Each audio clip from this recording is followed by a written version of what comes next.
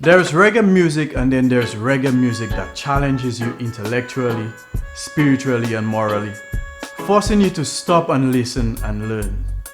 The latter is the music of Fikir Amlak, including on his recent full album Bless the Place.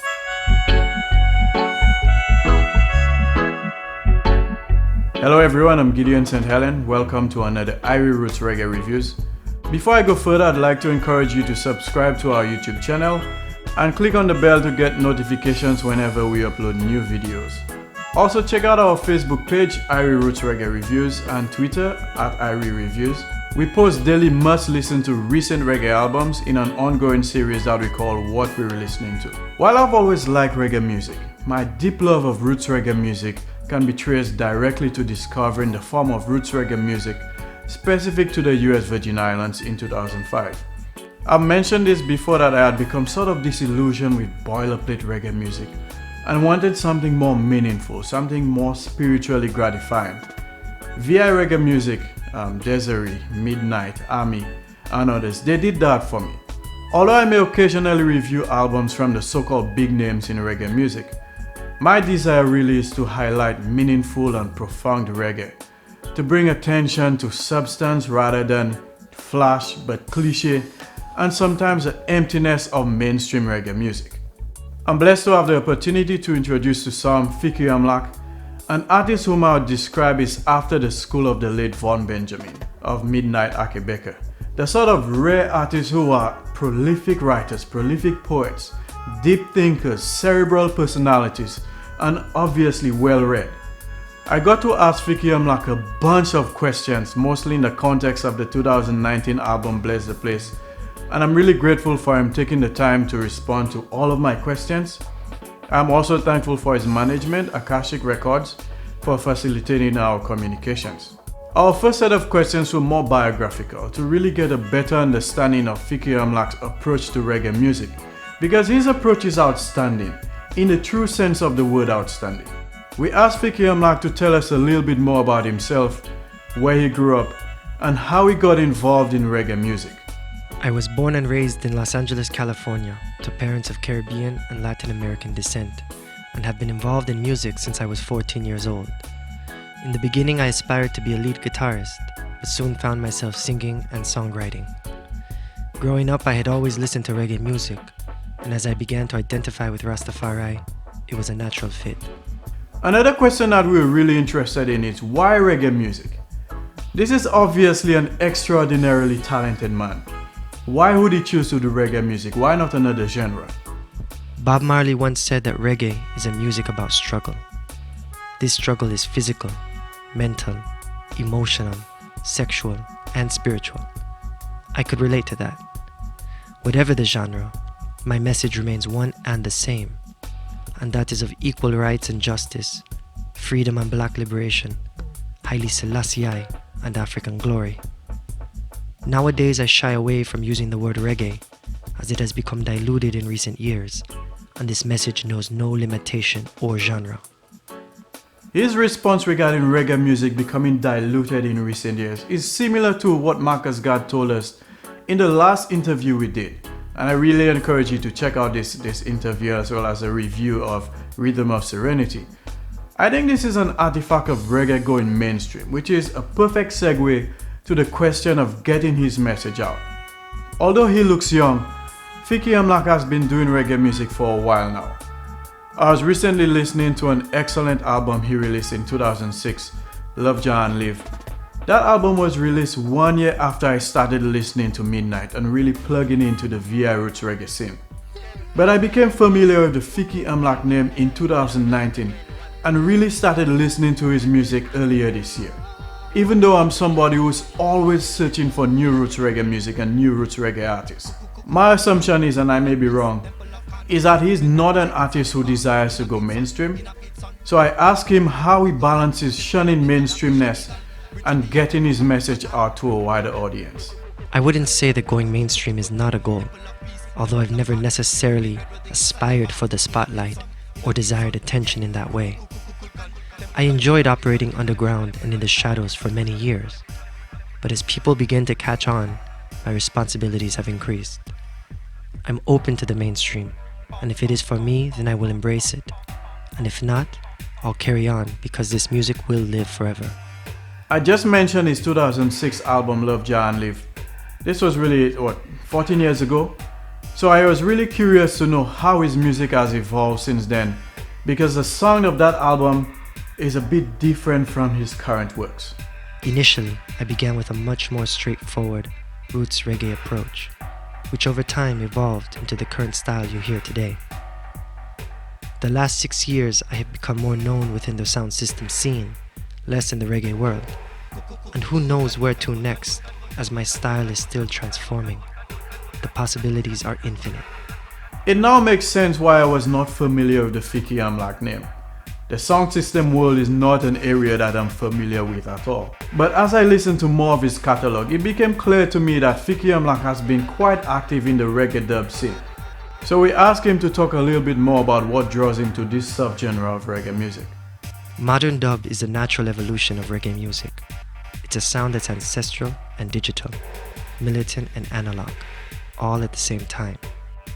Whereas there was a period of time in the early 2000s where Caribbean reggae became overshadowed by dancehall and American music, dub flourished throughout the world. There are many types of subgenres within dub, but I resonate with the warrior sound that carries that original message of Rastafari. Let's move on to some questions that are specific to the album Bless the Place. The song of the album is not one that is typical of the form of reggae music from Jamaica. It resembles more the sound of my favorite style of reggae music. Obviously, you know this by now, the VI Roots reggae sound, which is why I was instantly captivated by this album. We asked Fikir Amlak about the major influences of that sound. The particular sound of Bless the Place is due to the mastermind and co-founder of A Chant, Manel I. He was greatly inspired by the VI reggae scene like Midnight, Desiree and so forth, as you can hear those influences throughout the album. I always do my best to complement the producer's vision, whether it's with the pace or feel, but always in my own way. Regarding my major influences, they're wide-ranging. I admire the spirit of Von Benjamin, the energy of Sizzla, the lyrical ability of Vybz Kartel, and the freedom of Fela Kuti.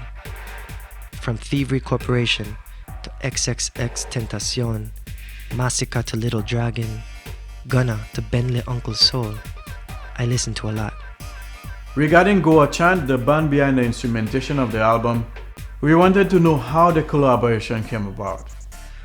I believe it was 2015 when a good brethren of mine, Buzzrock, brought me to France to perform with Ras Kush at Dub Camp, my first time performing in Europe. I had first linked Manel I when I voiced Give Thanks for a compilation and let him know that I would be in Europe. After Dub Camp, Manel I invited us to Barcelona to stay a few days and perform with A Chant at a free outdoor festival. That show was mad. Tens of thousands of people, good vibes and energy all night long. After just one rehearsal, we knew from that moment on that we'd be working together for years to come. We also asked Fikir Amlak about his role on the album, the arrangement of the songs, and songwriting. I had absolutely no part on any arrangement or instrumentation for the album. That is all Manel and the A Chant band members. I do write all my own songs, mostly based on experiences, conversations, news reports and information I've retained over the years. I see myself as a messenger, a modern day griot, counting and recounting our story for generations to come. As there is nothing new under the sun, I can only help others recall what they already know about themselves and the universe we live in. So speaking about songwriting, lyrically his music is as profound and sometimes complex as the best I've ever done. It reminds me of the complexity of many of Von Benjamin's lyrics. Almost a year after it was released, I am really still struggling to really digest Make a Mention, which was Akebeka's last released album before Von Benjamin passed. While songs on Bless the Place are generally more accessible, more easy listened to the casual reggae listener than some of his other works, we asked Fikir Amlak whether the complexity of his lyrics limit the reach and appeal of his music. As an example, you could check out his recent single, Thrice Great. This is really a complex song. My lyrics can be complex at times, depending on the topic. but the complexity comes from my highlighting information that is outside the scope of common knowledge. For example, with Thrice Great, I discuss some of the mythology surrounding the Egyptian deity Thoth, or Tehuti, as he was also the basis of what became known as Hermeticism. That tradition directly influenced everything from Egyptian hieroglyphs to the Renaissance and Reformation, and was studied by notable writers, scholars, and scientists for centuries. I sing about such topics because I believe such information is still relevant today. I want my listeners to ask questions, to investigate, to explore further and look within themselves. I'm merely recounting the history and traditions of our elders, of ancient civilizations, of our forefathers, that directly influences our being here today. Could these kind of lyrics one day reach mass appeal? I don't know, but it wouldn't surprise me as I realize more and more people are yearning for lyrics that bring them out of their comfort zone and implore them to go deeper. Fikir Amlak is correct there. One of the things I love about his lyrics is that it forces me to do research. His music contains lots of historical and geographical references to make spiritual take-home messages. For example, the song Aksum, the third track on Bless the Place, is about the historic capital of the Aksumite Empire, which I obviously had to Google. We were really interested in knowing how he amassed this wealth of knowledge about history, geography, religion, holy books, and not just that. How is he able to integrate this into songs in a way that is lyrical and musical? That's not easy to do. That's just years of research, formal education, self-education, and personal revelation. I used to read a lot, and by a lot I mean a lot. There was a time when I was solely focused on academic endeavors and, as you say, amassed a wealth of information. Then one day I suddenly stopped reading, as I realized I had so much within me that I needed to learn how to apply that knowledge in my everyday life, or that knowledge was essentially worthless. I haven't read a book in over a decade, maybe longer, although I'm always observing current events and referring to literary sources for support. I love good reggae albums, and the best have a central theme which is reinforced by the individual songs. Fikir Amlak told us about the theme of this album, Bless the Place. The central theme is this. This is Haile Selassie music. This is music that is divinely inspired by the Emperor of Ethiopia. Throughout all my studies and soul searching, I still believe in the mysteries of Ethiopia as the birthplace of humanity, as the mother of Egypt, and as a place where even the Olympian gods love to dwell. We continue in the footsteps of His Majesty by expressing the world as we see it, or as Marcus Garvey said, through the spectacles of Ethiopia. One of my favorites on the album is the second track, Digitally Minded, which focuses on the paradox of technology and social media. Are they doing more harm than good? His wordplay on this song is exceptional, it's humorous at times, and the message is on point. Those within reach is so out of reach, he says. He said a gig was a job, it was something that would pay. He said a ram was the cousin of the goat. Then he said Meg was the name of a woman, by the way. We asked Fikir Amlak to talk a little bit more about the important message and really timely message of this song. That song was based on what I and many other people see going on today. I come from a generation where we did not grow up with phones, and when we finally got them, they didn't have cameras and social media was limited to MySpace. Those of us who grew up like that were more engaged with our friends and family, with our community, and simply experienced life without the constant need to document it. Not to say that there aren't some valuable benefits from technology, like the ability for the average person to become a content creator, or the ease with which we can connect with individuals around the world in unprecedented ways. My critique is with the over-dependence on technology, to rely on it for human connections. It has become less a tool and more a way of life. In the current coronavirus era, we've seen the usefulness of technology in really helping us to stay in contact with each other as we physically distance. So we asked Fikir Amlak whether this would be contradictory to the message on Digitally Minded. Not at all. Technology is valuable for not only information sharing, but also for keeping in contact with those who we would otherwise have to write letters to and wait weeks for a response. When I say digitally minded, I mean those whose priorities are likes, hashtags, and trends, rather than experiences, face-to-face relationships, and true communication. Any tool, technology included, can be used for better or for worse. Give them some real advice. Engage in the digital ears. Obsessed with them device. It was supposed to improve communication. Now we're in a self-imposed isolation.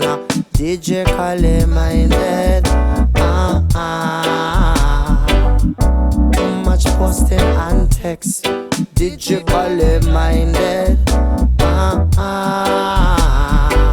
Caught up in a web, the internet, yo. Digitally minded.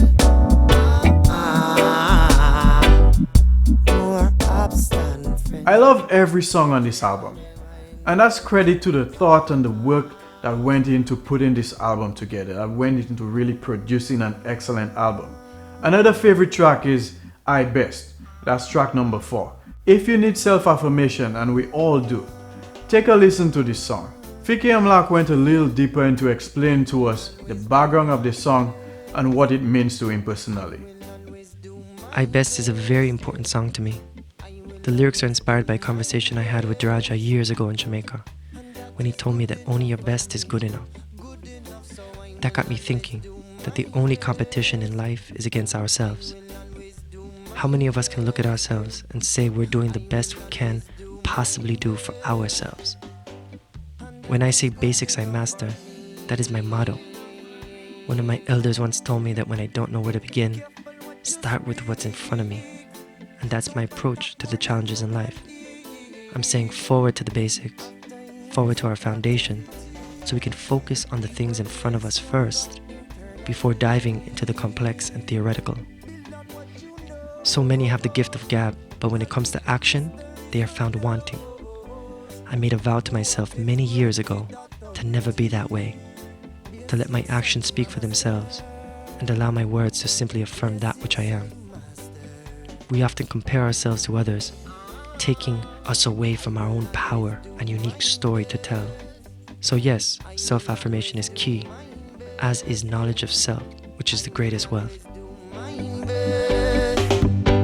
And that is good enough for me.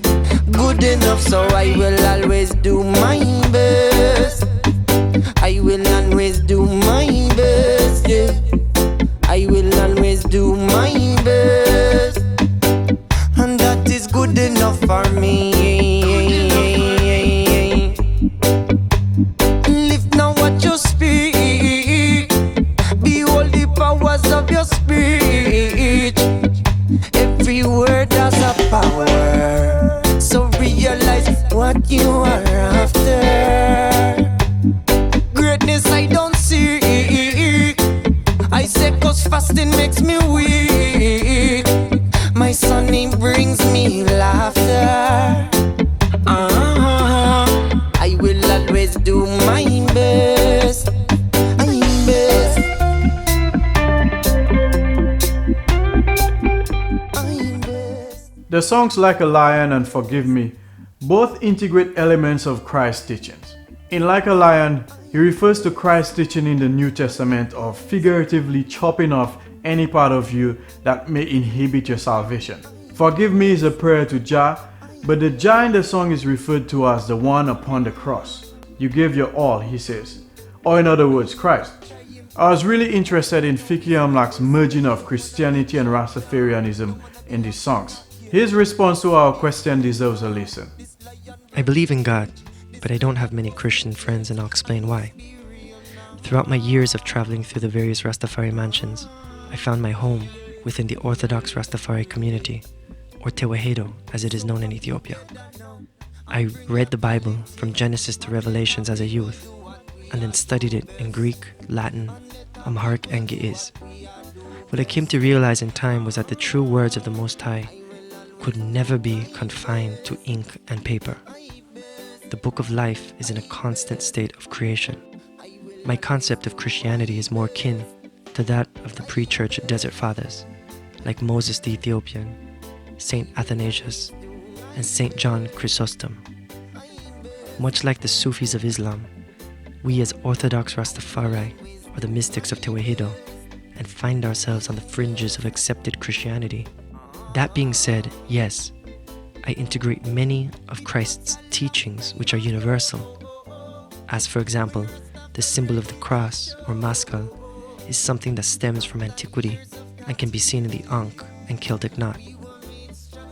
Ultimately, God is one, whether known by one name, many names, or none. Thus, I see no contradictions between any of the spiritual paths, in whatever language or tradition they may come. On the lighter side, it's always good to hear what the artist's favorite songs are on their albums. So we asked Fikir Amlak to tell us his favorite song on this album. I honestly like In Time. It's one of the more simple tunes, lyrically speaking, but I feel that one every time. Patience is not my strongest attribute. Therefore, I often have to remind myself to slow down and understand that things come in time. It's just a part of life. Like my mother always says, todo en orden divino. Everything is in divine order. I have tons of his albums, singles, dub releases to listen to and to digest. So that's what I'm about to do over the next few weeks, probably months. But we wanted to know what's next for this great artist. There's a lot to come, from single and album releases to vinyl pressings, collaborations, and more. This summer I'll be releasing my first album of 2020 with King Alpha Sound System, followed by my third album with Bryzine in the fall, both on the Akashic Records Reggae label. The amount of music I have awaiting its proper time for release is astronomical. And keep in mind that the music is but a stepping stone towards greater works, as we have aspirations in media, fitness, and business that will reveal in due time. I give thanks to everyone who has supported me throughout the years, and it is with your strength that I continue to do what I do. Give thanks for the breath of life. Finally, we scored the album following the 5 Irie Roots Reggae reviews criteria.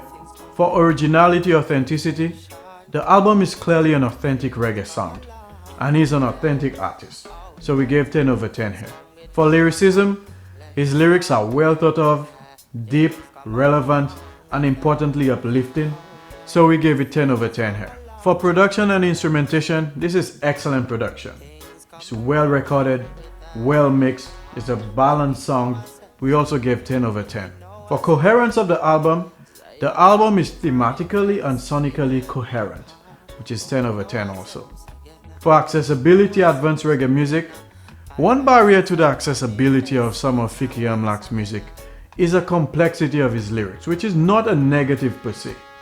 Our educational system has failed us, and we continue to fail ourselves by not really seeking knowledge. Von Benjamin sang, "Seek knowledge before vengeance." Anything that seems complex is not readily embraced. However, this album is quite accessible to the casual reggae listener. We gave it 10 over 10. Overall, the Irie Roots Reggae score is 10 over 10, which is an excellent album. Now you may say, why do most of the albums this guy reviews get a 9 out of 10 or 10 out of 10? One of the reasons is that I do not enjoy trashing other people's works, so I'll not waste time making a video doing that to an album I already don't like, especially since what we like, what we don't like is so subjected to personal preferences. But most importantly, due to my own time constraints, I have a full-time job as a university professor. I am very selective of albums I review. I primarily review albums I already really like because I think the message should be amplified, and I think this is my contribution to advancing good reggae music. I've always said that the whole reggae revival was not really a thing. Reggae is dead if you're looking for reggae in the graveyard, that is mainstream reggae. But reggae has been thriving if you know where to look. I prefer helping people find good reggae music. Once again, give thanks to Fikir Amlak for taking the time to respond to so many of our questions. It's really an honor. One thing you likely took away from this interview and from the album is that he's a well-educated, well-versed and intelligent man who has chosen to share his knowledge and his wisdom through the avenue of reggae music and also dub music. So give thanks, my brother. Until next time, as we always say, live life Irie and listen to roots. Blessings. Over time.